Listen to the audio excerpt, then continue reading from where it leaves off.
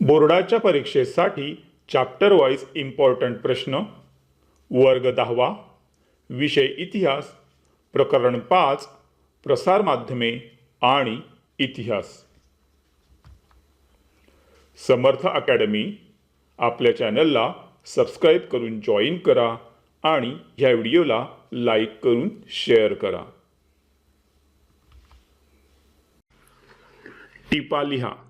वर्तमानपत्रांचे स्वातंत्र्य संग्रामातील कार्य. उत्तर: भारतीय स्वातंत्र्य संग्रामाच्या काळात वर्तमानपत्रांनी पुढील कार्य केले. लोकजागृती, लोकशिक्षण यांबरोबरच भारतीय संस्कृतीची व इतिहासाची थोरवी वर्णन केली. सामाजिक, धार्मिक व राजकीय चळवळींना पाठिंबा देऊन साम्राज्यवादी धोरणांना विरोध केला. पाश्चात्य विद्या व शिक्षण जनतेपर्यंत पोहोचवून समाज प्रबोधनाचे काम केले. तत्कालीन सामाजिक आणि राजकीय प्रश्नांना वाचा फोडली. त्याचबरोबर समाज सुधारक, नेते व संघटना यांचे विचार लोकांपर्यंत पोहोचवले.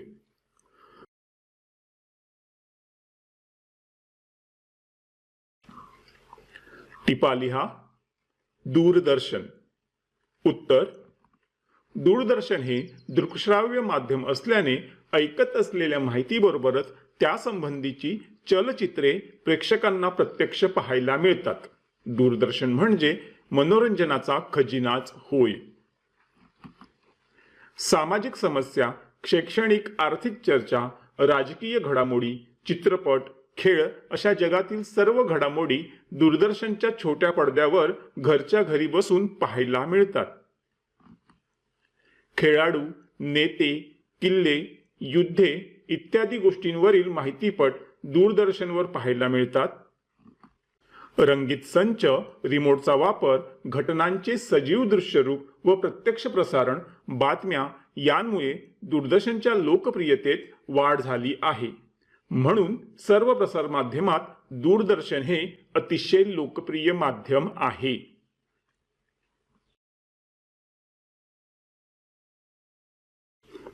पुढील विधाने सकारण स्पष्ट करा.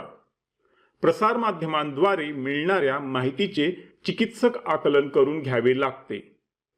उत्तर: प्रसार माध्यमांद्वारे आपल्या समोर येणारी माहिती वास्तवाला धरून असेलच असे नसते. ही माहिती देणाऱ्या प्रसार माध्यमांचे हेतू, सरकारी धोरण, सामाजिक परिस्थिती अशा अनेक बाजू विचारात घेणे आवश्यक असते. प्रसार माध्यमांचे पूर्वग्रह, दृष्टिकोन हेही त्या माहितीत दडलेले असतात. जर्मनीतील स्टर्न या साप्ताहिकाने हिटलरने लिहिलेल्या रोजनिशा प्रसिद्ध केल्या. कालांतराने ती हस्तलिखिते बनावट असल्याचे सिद्ध झाले. म्हणून प्रसार माध्यमांद्वारे मिळणाऱ्या माहितीचे चिकित्सक आकलन करून घ्यावे लागते.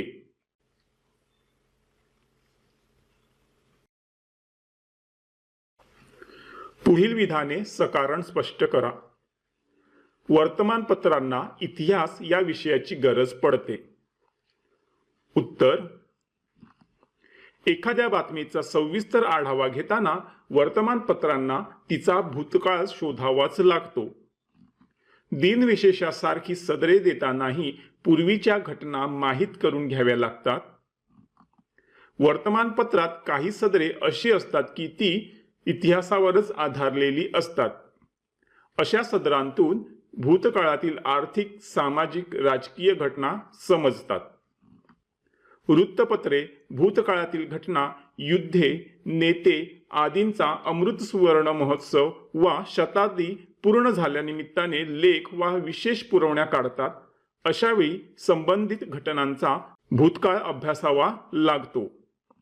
म्हणून वर्तमानपत्रांना इतिहास या विषयाची गरज असते.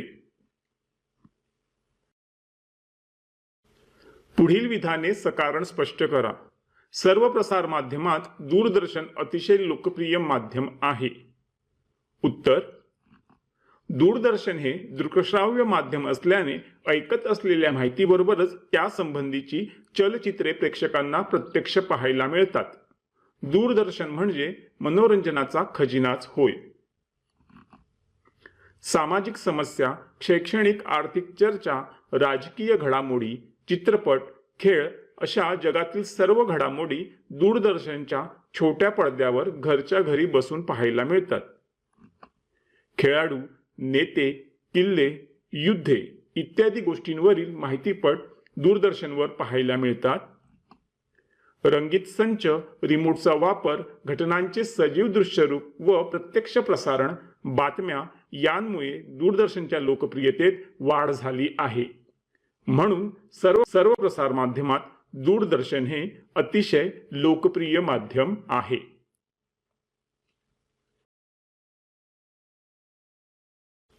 पुढील प्रश्नांची सविस्तर उत्तरे लिहा. वृत्तपत्रे सुरू होण्याआधीच्या काळात बातम्या लोकांपर्यंत पोहोचवण्यासाठी जगभर कोणते मार्ग अवलंबले जात असत? उत्तर: वृत्तपत्रे सुरू होण्याआधीच्या काळात बातम्या लोकांपर्यंत पोहोचवण्यासाठी जगभर पुढील मार्ग अवलंबले जात असत. इजिप्तमध्ये सरकारी आदेशांचे कोरीव लेख सार्वजनिक ठिकाणी लावून ठेवले जात असत. प्राचीन रोमन साम्राज्यात देशातील महत्त्वाच्या घटना सरकारी हुकूम कागदावर लिहून ते कागद प्रांतोप्रांती वाटत असत. जुलियस सीझरच्या काळी ॲक्टा डायरना रोजच्या घटना नावाची वार्तापत्रे रोममध्ये सार्वजनिक ठिकाणी लावत असत.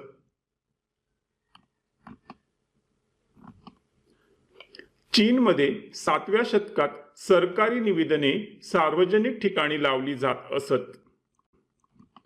इंग्लंडमधील लढायांची किंवा महत्त्वाच्या घटनांची पत्रके प्रवासी, फिरस्ते व अन्य लोकांना वाटत असत.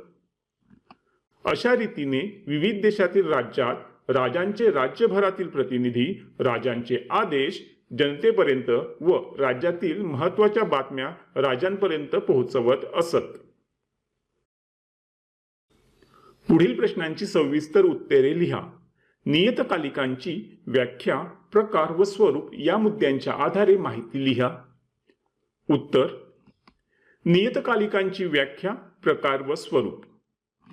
व्याख्या: ठराविक कालावधीत प्रकाशित होणारे मुद्रित साहित्य म्हणजे नियतकालिक होय. एकाच शीर्षकाखाली किमान एक आठवडा किंवा त्याहून अधिक कालावधीनंतर सामान्यतः नियमितपणे प्रसिद्ध होणारे मुद्रित साहित्य म्हणजे नियतकालिक होय. प्रकार: प्रकाशनाच्या कालावधीवरून नियतकालिकांचे साप्ताहिक, पाक्षिक, मासिक, द्वैमासिक, त्रैमासिक, षण्मासिक व वार्षिक असे प्रकार पडतात. याखेरीज काही प्रासंगिक कारणांसाठी नियतकालिके काढली जातात. त्यांना अनियतकालिके असे म्हणतात.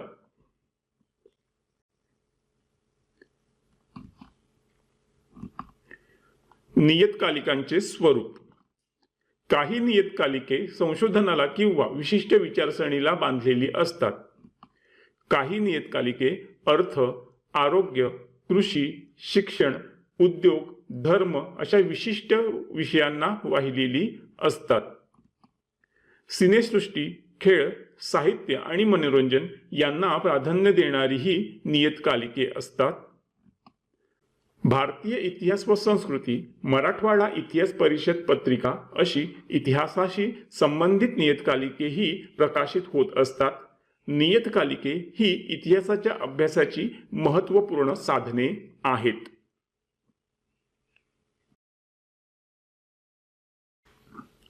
पुढील प्रश्नांची सविस्तर उत्तरे लिहा.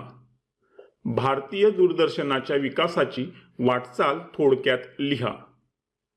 उत्तर: 1959 साली भारतात दूरदर्शनची सुरुवात झाली. 15 सप्टेंबर 1959 रोजी भारताचे पहिले राष्ट्रपती डॉक्टर राजेंद्र प्रसाद यांनी दिल्ली दूरदर्शन केंद्राचे उद्घाटन केले. सुरुवातीचे दूरचित्रवाणी हे नाव बदलून दूरदर्शन असे केले गेले. प्रत्येक घटक राज्यात दूरदर्शनची केंद्रे सुरू झाली. महाराष्ट्रात 2 ऑक्टोबर 1972 रोजी मुंबई केंद्राचे कार्यक्रम सुरू झाले.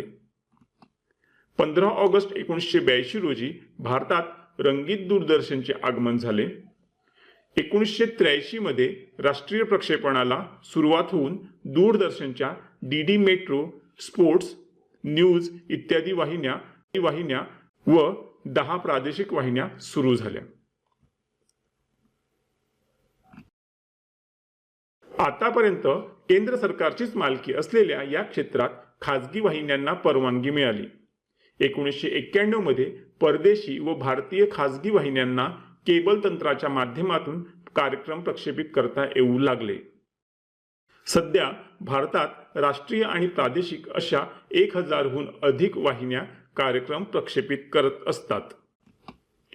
खेळ, बातम्या, गाणी व चित्रपट, धार्मिक व मनोरंजनपर कार्यक्रम अशा विषयांना वाहिलेल्या स्वतंत्र व विविध भाषांतून चालणाऱ्या वाहिन्या 24 तास कार्यक्रम प्रक्षेपित करीत असतात.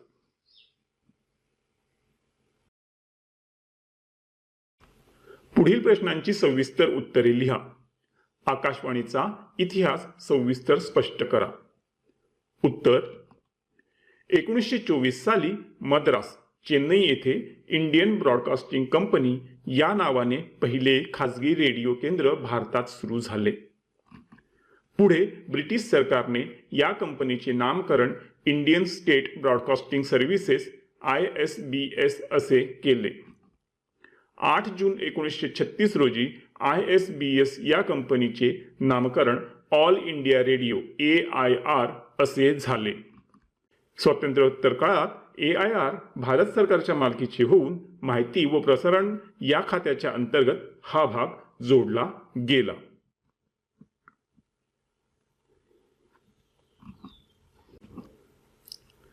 शासकीय कार्यक्रम व उपक्रमांची माहिती जनतेला अधिकृतपणे देणे हे AIR चे प्रमुख उद्दिष्ट होते. प्रसिद्ध कवी नरेंद्र शर्मा यांच्या सूचनेवरून या रेडिओ केंद्राला आकाशवाणी असे नाव दिले गेले. मनोरंजनापासून प्रबोधनपर असे अनेक प्रकारचे कार्यक्रम सध्या 24 भाषा आणि 146 बोली भाषांमधून आकाशवाणीवरून प्रसारित केले जातात.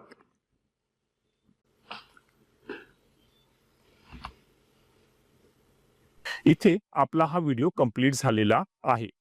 तुम्ही आपल्या चॅनलला आठवणीने सबस्क्राईब करा, ह्या व्हिडिओला लाईक करा आणि ह्या व्हिडिओला तुमच्या मित्रमैत्रिणींसोबत शेअर करा आणि कमेंटमध्ये लिहा श्री स्वामी समर्थ.